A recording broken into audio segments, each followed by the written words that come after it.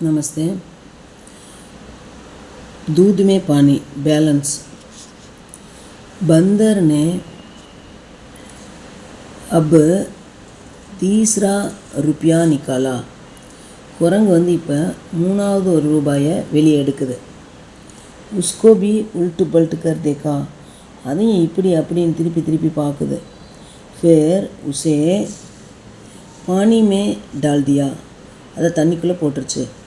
इस तरह இந்த விதமாக बंदर एक एक रुपया निकाल कर कभी पानी में और कभी जमीन पर फेंकता रहा. இந்த விதமாக குரங்கு ஒரு ரூபாயாக வெளியே எடுத்து கபி கொஞ்சத்தை வந்து தண்ணியிலையும் அவர் கபி கொஞ்சத்தை வந்து தரையிலையும் எரிந்து கொண்டு இருந்தது. धीरे धीरे தைலி के सब रुपये खत्म हो गए.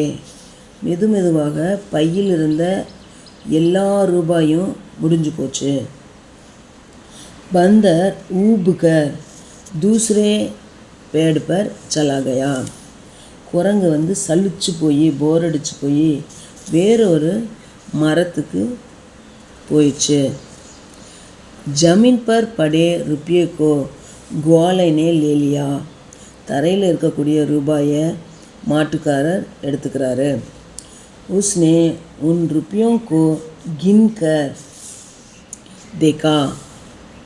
அவர் வந்து அந்த ரூபாயை எண்ணி பார்க்குறாரு, கவுண்ட் பண்ணி பார்க்குறாரு.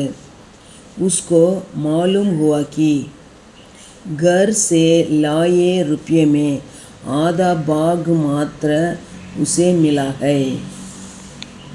அவருக்கு தெரிய வருது என்னென்னு, வீட்டிலிருந்து கொண்டு வந்த ரூபாயில் அரை பாகம் மாத்திரம் அவருக்கு கிடைத்திருக்கிறது அப்படின்ட்டு. கொண்டு வந்த ரூபாயில் பாதி பணம்தான் அவருக்கு கிடைச்சிருக்கு.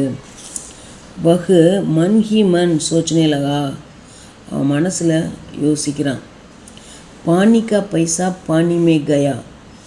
தண்ணியோட பணம் தண்ணியில் போயிடுச்சு. தூதுக்கா பைசா முஜே மிலா. பாலோட பணம் எனக்கு கிடைச்சிருச்சு. பந்தர் நே ठीक ही इंसाफ किया. குரங்கு வந்து சரியான தீர்ப்பை சொல்லிருச்சு. இசிக்கோ இதைத்தான் दूध का पानी दूध का दूध पानी का पानी कहते हैं. இதைத்தான் வந்து பாலுக்கு பால் தண்ணிக்கு தண்ணி அப்படின்னு சொல்கிறோம். दूध का दूध पानी का पानी. இது வந்து ஒரு பழமொழி. அவ்வளோதான். धन्यवाद.